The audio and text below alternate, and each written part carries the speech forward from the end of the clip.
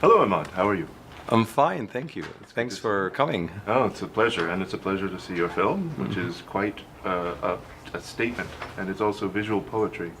Now, where do you derive this gift? Because it's astounding, the visuals that you've come up with. Well, it is a gift, and I cannot pinpoint where I got it. I know I polished it. Yeah. I know I worked hard on it. I studied cinematography and photography and composition and all of that. But for this film, when I read Sarah's script thing, I said, Sarah, sit down, read the script. I'm going to close my eyes. The film was already made in my head when she finished reading. I came back in the studio and I drew every scene with a croquet of pencil. And when we went out to shoot, whatever I drew was the final scene. No second takes. The fight scene was rehearsed right here in my studio a few times, and we went out on a real set. We did 2 takes. It was just perfection. Wow. And if I show you my drawing of the fight scene, it's identical to what is on the screen.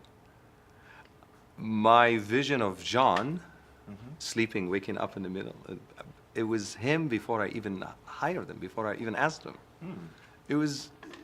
It's magical.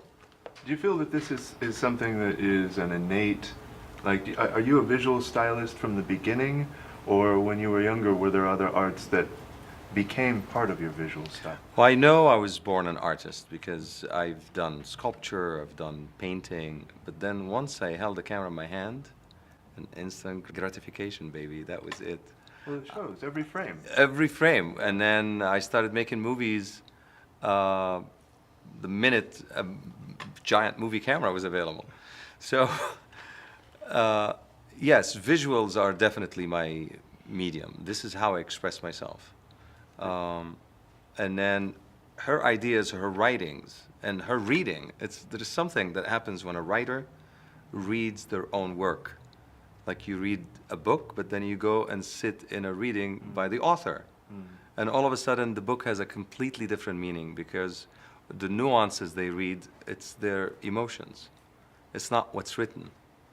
So that's what I got from her reading. So we plan on doing the same thing for the future, to read the script and have her read it while we all sit and quiet. That's almost like it is poetry then. It's verbal poetry and becomes visual. Visual poetry, correct. Now, what about the metaphors of trees? You really have an ability to convey the spirit of a tree. That's right. Now, please tell me how this came to be. Okay. There is a short answer and a long answer. I'm going to give you the long answer. Very good. I feel trees are an organism, not individual trees. It's a living form on the planet. And if there were no humans on the planet, trees will flourish everywhere. And they will defend themselves, and they will let others live within them, and they will let other life forms live underneath them.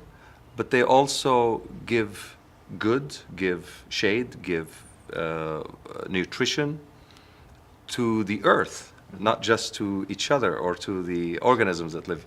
So tree to me is a link, a direct link to the consciousness of the planet.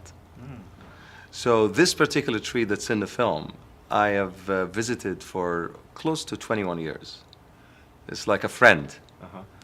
And when the script read, Danny sits under a tree, that's all I could see, is this tree. It's a 500-year-old oak tree. And when they said, do you know where you're going to shoot? I said, it's done. Don't worry about it.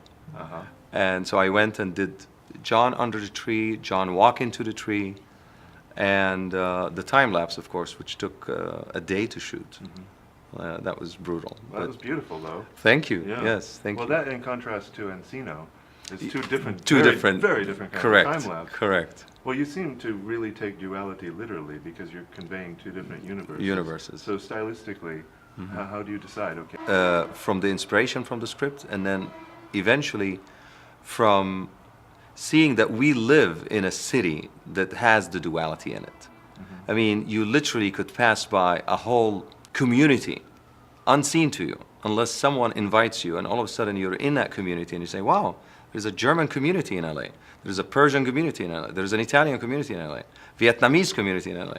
So we have that, and also we have the underlying duality of that community, because they want to aspire and assimilate and become Americans. So you find all this confusion in the middle. So I insisted on shooting only in LA. I could have gone outside, I could have, but I wanted to show that that world exists right here. And you also have a good rapport with actors because the performances are strong. So please note for us what it's like and what scene brought forth like an epiphany with John, with Sarah Lynn, and with Don. Right. Yeah. Okay. As a director. As a director, I got to know each actor throughout the readings and throughout the rehearsals, and I discovered that I really need to reach into their inner soul, to let them just not act but just live the character. So I remember one time telling Sarah, don't talk on the phone, you're talking to God. Like, really speak to him, he will save him. Yeah. So then her emotional delivery was just incredible. And then with Don, for example, I knew if I told him that this gentleman knows about the other universe, and he exists in the other universe, is the only one in the film who knows about the two worlds, he'll be confused himself. So I took that out of the formula. I said, here is a gentleman who's in love with his daughter. I want to see his total emotions. And I want to feel it by just looking at him, looking at his daughter. And he delivered wonderfully. And then on the other world, without telling him so much that this guy was the same guy from the other universe, I said, this guy owns the world.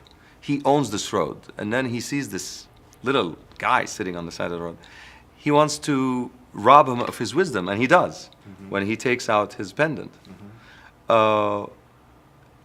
And he delivered without the additional stuff that would have been added as a director. I would have inserted a lot of stuff into his head. Then the acting would have been so obvious, I thought. So I am beyond blessed to have worked with Don. Now, John, on the other hand, he did all his stunts. I mean, this sword, what you see on the screen is slow motion. The sword was moving at the speed of sound. It was cracking in the air, okay?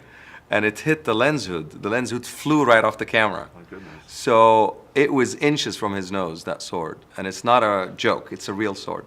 But because they did a lot of rehearsals in the studio, John delivered a level of just intensity, and he just delivered it at ease. The bus stop scene, for example,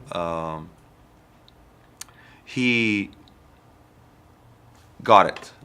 He got that he's a confused individual, that he's remembering he exists in a different world. And then she talks to him, and he looks her in the eye, and then he doesn't see her. Just look into her, and then he looks away. He delivered that so beautifully. So I think as a dramatic actor, he's going to have an incredible new genre for him. I mean, he's a star already in the action genre, but as a dramatic actor, this should be, I think, a stepping stone and a catapult for him.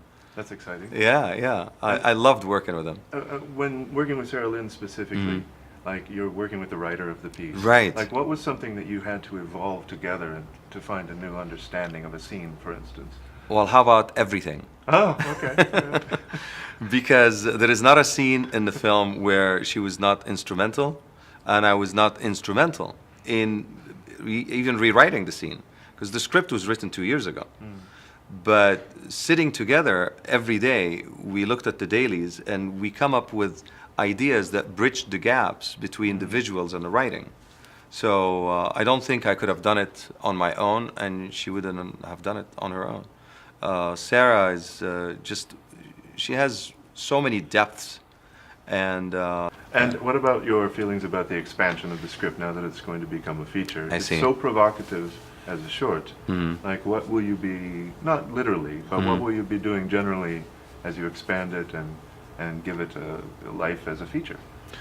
Well, from the word go on the short, we were already talking feature. Oh, all right. So the story for the feature has been evolving as we shoot because we encounter ideas that are very hard to comprehend. So we have to create metaphors in the script Right. to make the average person understand it. But at the same time, I want the feature to have not only duality, but also duality vertically in the sense of two levels of understanding. If you want to go deep and understand it, that it's about consciousness and duality and two universes and all of that, that's fine. Or you could simply understand it on the surface that there is a conflict and understand it only on the surface. So I wanted the film to pass the test on both levels. Otherwise, it'll be very difficult to only point at that deep level and only 1% of the population will get it. And I don't profess that I'll be able to even say what I want to say. So I figured a piece of art should be left up to the viewer to interpret freely. And I will say all I want to say, but then step out of the way to let the viewer grasp the understanding. That's more interpretation, I think, than a lot of directors are willing to give. So I that's kind think of, so. yeah, I very think so. generous. Yeah, yeah. And what resonance does Deepak Chopra's presence bring to the project? Oh my God. Deepak and I can say that we had forged a friendship from the beginning. The way he lent himself to be recorded, he let me direct him. Oh, wow. So that Yeah. blew me away. And he told me something that I repeated in every interview. At the end of his recording, he said, Emad, there are no accidents. So I think there were no accidents in the making of the film. He doesn't add his philosophy as a thumbprint that you have to get my way or the highway. He spreads the seeds and he borrows from Rumi, lets you as an audience absorb. And so I like his approach in life in general. He's not so like pushy, it's my way, let me tell you the way it is. He doesn't do that. Right, yeah. And to me, that's an eye-opener. And I think our friendship will grow even deeper after the feature. Fantastic. Yeah. Well, I certainly look forward to it. And in the meantime, you've produced a terrific short poem, really. Thank more you. More than just a film, it is a poem. Thank you. Yeah. It's an honor coming from you. Thank you so much. Well, congratulations. Thank you so and here's much. to more. Thank you. Thank Yes, you. We'll thank see you. you after the feature.